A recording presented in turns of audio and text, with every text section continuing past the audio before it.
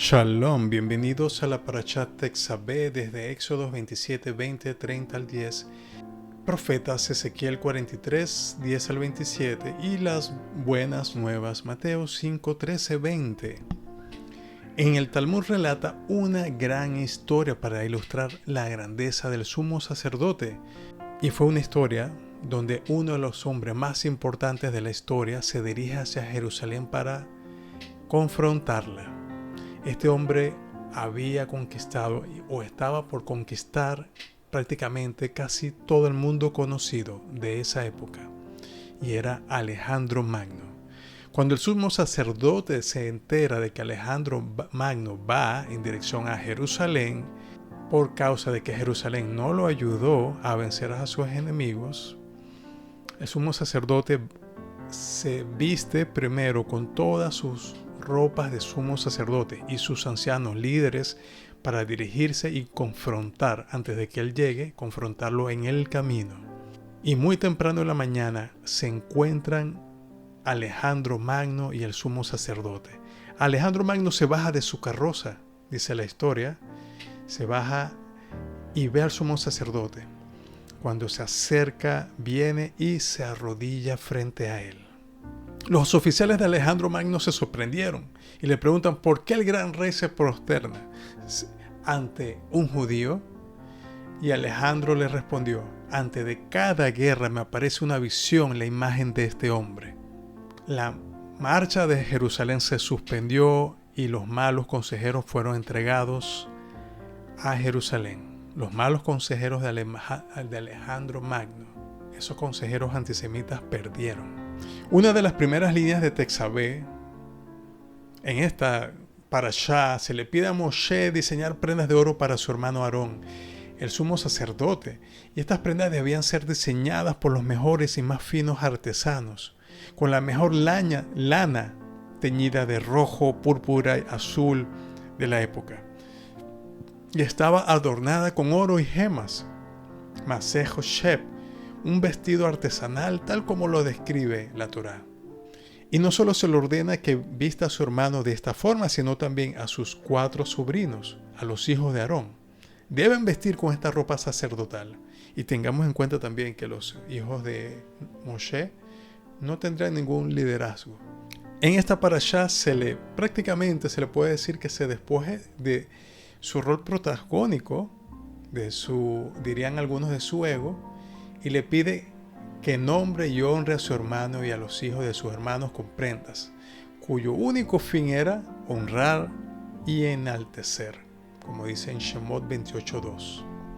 Los ancianos nos enseñan en Erubín 13b que cualquiera que se humilla, el santo bendito sea lo exalta, y cualquiera que se exalta a sí mismo, el santo bendito sea lo humilla. Cualquiera que busca la grandeza huye de él, y a la inversa. Y al que huye de la grandeza le busca. Y esto me recuerda mucho lo que dijo, tal como dice en el Talmud, lo dice Yeshua también. Porque el que se enaltece será humillado, y el que se humilla será enaltecido. Otra relación Talmud con los escritos judíos apostólicos, donde hay una intersección histórica importante. Y recordemos en esta intersección que nosotros reconocemos que hoy tenemos un sumo sacerdote, que es nuestro ungido también. Y el sumo sacerdote también era un Cristo. Todos los sumos sacerdotes eran ungidos. Es decir, Aarón, el sumo sacerdote, recibió una unción especial, como dice la Torá. Entonces tomarás el aceite de la unción y lo derramarás sobre su cabeza y lo ungirás. Y también que la Torá se refiere al sumo sacerdote como un Hakohen HaMashiach, es decir, el sacerdote ungido, un Mashiach, un ungido, por así decirlo de otra manera, el Mesías sacerdote, porque Mesías significa ungido. Y Cristo viene de la palabra también Mashiach, ungido.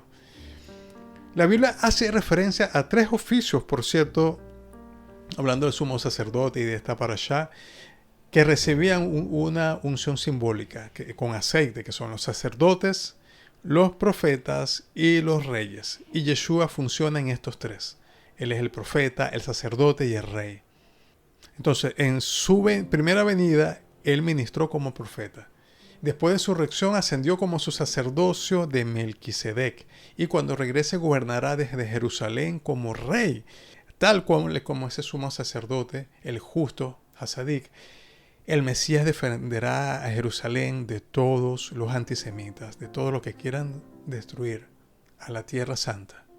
En esta parashá se describen las prendas, y veamos que en la Torá existen pocos capítulos para describir la creación del universo y de los planetas y de todo lo que conocemos en la ciencia hoy en día. Sin embargo, emplea la mitad del libro de Éxodos para describir cada detalle importante de lo que tiene que ver relación con el tabernáculo, y en este caso con los vestidos, con el vestido con lo que iba a usar Aarón y los sumos sacerdotes de aquí en adelante. Es decir, tiene una vital importancia. Hay 8 prendas principales que se mencionan en esta parashá, y también sobre los 7 días para que sea inaugurado el tabernáculo. Y se dice en Sebajín, el Talmud 88b, ¿por qué están juntas las sesiones sobre los sacrificios y las vestiduras sacerdotales, como en este caso? Para enseñarnos así que como los sacrificios hacen expiación, así también las vestiduras sacerdotales hacen expiación. La túnica expía el derramamiento de sangre, porque se dice, y mataron un macho cabrío y mojaron la túnica en sangre, que esto con referencia, me recuerda a referencia a José. Los calzones espiaban la lascivia, como está dicho, y les harás calzones de lino para cubrir la carne de su desnudez. También, la mitra hacía expiación por la arrogancia, como lo sabemos. El rabino Hanina dice que un artículo colocado en lo alto venga a expiar una ofensa de arrogancia. Una ofensa de arrogancia, algo colocado en lo alto. Continuamos. El cinturón expía las meditaciones impuras del corazón, es decir, el lugar donde se colocaba. La coraza expía la negligencia de las leyes civiles, como está dicho, y harás una coraza de juicio, que eso es el pectoral. Y continuamos. Con el efod expiaba la idolatría, como está escrito. Sin efod hay terafines, y los terafines son los ídolos de la época. Continuamos. La túnica expió las calumnias. ¿Y cómo lo sabemos? Porque el rabino Hanina dice que vengan un artículo de sonido y expía la ofensa de lo que se escucha, que se expía las ofensas de lo que se puede escuchar. La corona, tzitz, expía el descaro y estará sobre la frente de Aarón, dice, mientras que el descaro está escrito, sin embargo, tenía frente de ramera. Entonces vemos el turbante, el mitnefet, que tiene una relación, también se le dice mitnefet, a lo que usan los soldados hoy en día de Israel, que es muy particular y es para que se pueda mimetizar con la naturaleza o con el lugar donde ellos están. El cinto, que espía la lujuria, la túnica, espía el asesinato, los pantalones de lino, el adulterio. Eso lo usaban todos los sacerdotes. Y el Cohen Gadol específicamente usaba el tzitz, la corona, que dice que se espía por el descaro, la túnica expía por la chonjará, el Hoshev Mishpat, la corrupción, que es una coraza de juicio, y el efod, la idolatría, como lo vemos acá. Algo interesante que Hoshem Mishpat, la palabra Hoshem, si tomamos los números, ya que cada letra en hebreo es un número, y lo sumamos, equivale justamente a la palabra Mashiach, ungido. 358, Hoshem igual a la palabra Mashiach. Y así es como aparece, por cierto, en esta parashá. En esta parashá no aparece Moshe, la única parashá que no aparece Moshe en toda la Torá. Moshe se oculta para que sobresalga su hermano Aarón.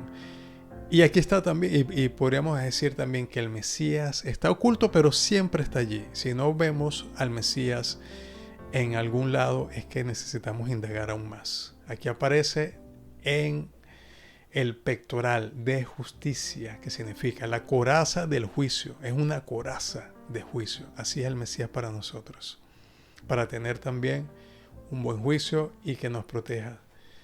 Dentro de este José Mishpat, ¿qué vemos? La coraza del juicio. Estaban contenidos los misterios también, Urim y Tumim. El Talmud revela el significado de Urim como luces y Tumim perfecciones. ¿Por qué se les llamó Umim y Turim? Urim porque hicieron sus palabras fueron esclarecedoras y Tumim porque cumplen sus palabras. Dice Yoma 73b. Y la palabra Urim y Tumim comienza con las letras Aleph y Tav, que podríamos decirlo en griego, alfa y omega, que es el comienzo y el final también, que son las primeras letras del alfabeto y el último. Esto nos recuerda a nuestro Mashiach de nuevo en esta parashá, como está presente en toda la parashá, aunque no sea de una forma explícita, allí está presente. El Urim y Tumim era una inscripción del nombre de Hashem, dice una traducción de Jabat sobre Rashi y el Talmud. Y dice, insertando en los despliegues, están insertados en los pliegues del pectoral. Hacía que las letras inscritas en sus piedras se iluminaran en respuesta a las consultas de los sumos sacerdotes, de los líderes comunitarios. Hay un midrash que también explica por qué aparece estos Urim y Tumim aquí en el pectoral y por qué están todas las piedras también el sumo sacerdote, porque se dice que es como un rey que quería que su hijo tuviera el mismo respeto que a él se le hace. El rey lo vistió de un manto real púrpura para que todos lo vieran, tuviera miedo de él, decía. Estas ropas son como un recuerdo para Hashem. De esta manera, Aarón solía entrar al lugar santísimo casi cada hora ese día. Y si no hubiera sido por estos méritos, por estas piedras que le recuerdan, nosotros decimos a Mashiach, el sumo sacerdote no podía entrar al templo. No podía ministrar. Es decir, que el sumo sacerdote era una representación del ungido, tal como él era el ungido también. Pero le recuerda a Hashem su propio hijo. Esa es una interpretación del Midrash que hacemos mesiánica. Continuamos. Por esta razón, Hashem les dio vestimenta según el modelo de las vestiduras sagradas, como está escrito, y para los hijos de Aarón harás túnica. Pablo escribió en 1 de Tesalonicenses 5:8, pero nosotros que somos del día seamos sobrios, vestidos de la coraza de la fe y del amor y con el casco de la esperanza de la salvación. Ahora que estamos escuchando sobre este tema del sumo sacerdote, la referencia que se nos viene de que Pablo pudiera estar hablando lo más probable es que es un tema judío y está hablando del sumo sacerdote y no de un soldado romano. Estamos colocando los versículos de Pablo dentro del contexto de Jerusalén de la época, donde había un sumo sacerdote, y este versículo realmente describen lo que acabamos de ver sobre los vestidos, sobre los detalles del sumo sacerdote. Coraza de fe y del amor y el casco o el tzitz, la corona de la esperanza de la salvación en la cabeza. Continuamos con Efesios. Hay un pasaje de Efesios de 6, 10 al 20, voy a resumir. Dice, vístase de toda la armadura de Hashem para que pueda hacer frente a las intrigas del enemigo. Por esta causa tomen toda la armadura de Hashem, de Dios, para que puedan resistir el día malo y que después de haberlo logrado todo, quedar firmes. Y sobre todo, ármese con el escudo de la fe, con que podrán apagar todos los dardos de fuego del maligno. Tomen también el casco de la salvación y la espada del Espíritu, que es la palabra de Dios. Entonces, como las representaciones populares cristianas se suele mencionar que es, por ejemplo, un soldado romano. Es una armadura romana, quizás peor, o una armadura cruzada. Si bien la armadura cruzada fue posterior a la fecha de Pablo, como por un milenio, es una pregunta válida si Pablo estaba haciendo referencia a una armadura romana, como una metáfora visual para su audiencia. Sin embargo, Roma era el archienemigo de Israel. Hay que recordar eso, tanto física como espiritual. Entonces, ¿por qué Pablo, un rabino judío, usaría una armadura romana al describir la armadura de Dios? Si más bien los romanos fueron los que destruyeron Israel. ¿De dónde más podría sacar su simbolismo visual? ¿Qué habría imaginado su audiencia también, los judíos de la época? Y para responder a esto, ¿qué tenemos en la lista también? Tenemos un cinturón de la verdad, tenemos la coraza de la justicia, los zapatos del evangelio de la paz también, o los pies del shalom. Tenemos el escudo de la fe, el casco, la corona de la salvación y la espada del espíritu también. Esto parece como si fuera un rey con una espada y con las vestimentas santas del sumo sacerdote, es decir, nuestro Mashiach Yeshua, por cierto. Y primeramente tiene que ser una imagen judía e israelí, más que una imagen romana. Hablando del cinturón de la verdad, veamos una referencia. Salmo 93:1 dice: el Señor reina, el Señor se ha vestido de magnificencia, el Señor se ha vestido de poder y se ha ceñido. También afirmó al mundo y no se moverá. Es decir, Él se viste de cinturón.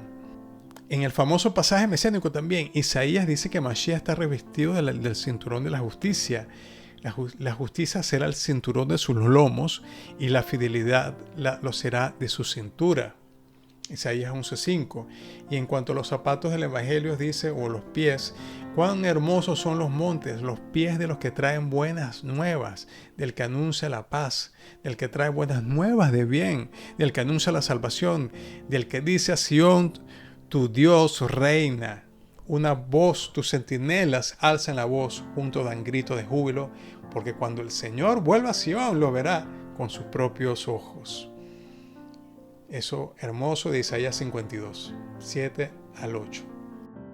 El rabino Hillel dice en su libro Kol Hator, que es la voz de la tórtola, dice que el anuncio de la salvación, en este capítulo encontramos las palabras, las huellas del heraldo, que se refieren a ambos Meshiachim, a ambos Mesías, que se refiere a Ben Joseph y a Ben David. Pero el versículo, él anuncia la salvación, está escrito en forma singular porque se refiere a Mashiach Ben Joseph, que nosotros sabemos que Mashiach Ben Joseph es la primera venida de nuestro Mashiach, el Mashiach de Israel. Y si hablamos en la Tanakh, o si hablamos en la Torah, ¿quién más representa la fe? Nuestro padre Abraham. Él creyó en Hashem y le fue contado por justicia, Génesis 15:6.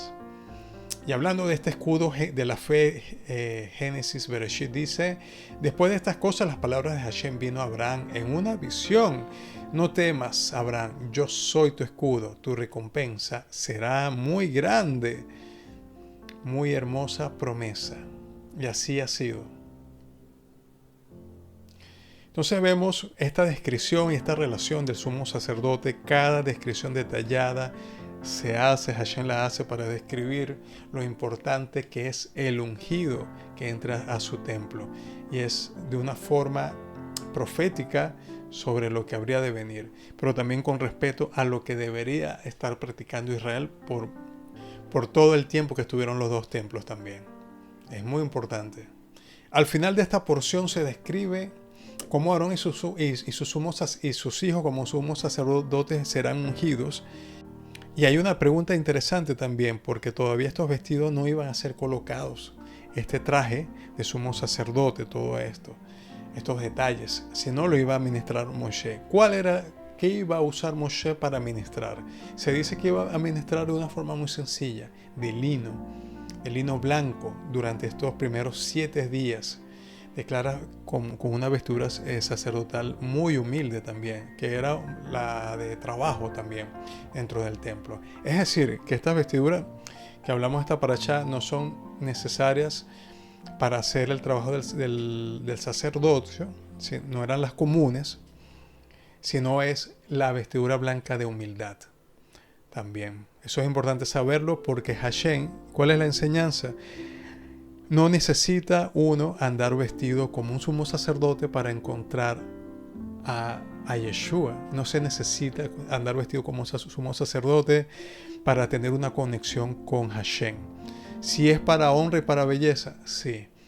Pero Hashem ama también esa humildad que todos pueden conseguir, desde lo más humilde hasta lo más grande y honrado y hermoso también.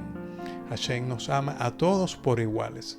Y eso es una enseñanza importante y tiene que ver también, como vimos al comienzo, que el que será humillado, el que se humilla será exaltado. Lo dice el Talmud y lo dijo antes Yeshua, probablemente lo dijo antes Yeshua. Entonces, considerando todas estas imágenes de Yeshua, de mesiánicas, vemos en Hechos 4:14, dice: por tanto, teniendo un sumo sacerdote que traspasó los cielos, a Yeshua, el Hijo de Hashem, el Hijo de Dios, retengamos nuestra profesión. No tenemos un sumo sacerdote que no pueda compadecerse de nuestras habilidades. Este sumo sacerdote que fuera tentado tal cual a nuestra semejanza, pero sin pecado. Acerquémonos, acércate pues confiadamente al trono de gracia para alcanzar la misericordia y hallar gracia para el oportuno socorro, para nuestra ayuda. Es decir, podemos acercarnos y estar confiados que si nos acercamos a Yeshua, encontraremos su mano, encontraremos su ayuda, así como sabemos que es la promesa, nuestro escudo de fe, nuestro escudo de justicia. Él conoció la corrupción y en la época del segundo templo había corrupción también dentro del sumo sacerdocio. Se dice que eran comprados a Roma este cargo, hay evidencia. Y por lo tanto hay que entender a Pablo cómo escribía contra el sumo sacerdocio físico, humano, que estaba corrupto también, versus el sumo sacerdocio de Melquisedec de justicia, que era Yeshua, un sumo sacerdocio que se había corrompido, y el sumo sacerdocio que esperamos en Yeshua de incorrupción, de justicia. Por eso sabemos que Yeshua ministra en nuestro nombre. En el nombre de la autoridad del Padre ministra a Él, como sumo sacerdote, como profeta, como rey. Y es importante como rey, porque cuando un rey ordena, hay que cumplir al rey. El nombre y la autoridad de su Padre, Él intercede a favor del nuestro. Por eso se dice en Romanos 8:34, el Mesías Yeshua, el que murió, si bien más que resucitó, Él está a la diestra de Dios y el que también intercede por nosotros. Por lo tanto, para salvar eternamente a los que por Él se acercan a Dios, viviendo siempre para interceder por ellos. Hebreos 7:25. ¿Significa esto que Yeshua ha reemplazado el sacerdocio arónico? Ciertamente no. No lo ha reemplazado. Como dice en el libro de Hebreos, ahora bien, si Él estuviera en la tierra, no sería sacerdote. Y hay que estar consciente de esto. En lo absoluto, ya que hay quienes que ofrecen las ofrendas según la Torá, que sirven a figura y sombra de las cosas celestiales. Es decir, Pablo estaba claro de que Yeshua, porque él no entró al segundo templo y dijo, bueno, a mí me toca ser sumo sacerdote porque él cumplía las leyes también, como nosotros estamos aprendiendo, y no le tocaba a él. Él le toca el sacerdocio de Melquisedec, el sacerdocio de justicia. Las ceremonias levíticas funcionan como una copia y sombra de este sacerdocio celestial. Es una sombra de lo que ha de venir. Y sin embargo, hay que conocer los detalles para entender el contexto de lo que habla Pablo sobre Yeshua. En la parashá anterior, ¿qué vemos para cerrar? Moshe comenta que toda persona con corazón noble puede participar también. Y esto es importante que lo sepas. Tú puedes participar en la construcción de las ofrendas del rey.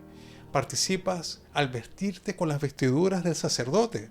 Sí, con las justicias de la fe que haces. Con esas vestiduras sencillas pueden ser. Estás ayudando a construir el cuerpo del Mesías. En esa acción, como termina en esta parashá, que Hashem dice, yo quiero morar en Israel, yo quiero morar en ti. Hashem está morando contigo. Hashem está morando en todos esos lugares que estás pisando. Hashem está dentro de ti. Es decir, que podemos ser partícipes de la creación del nuevo mundo. En el nombre de Yeshua HaMashiach. Amén. Gracias, Señor.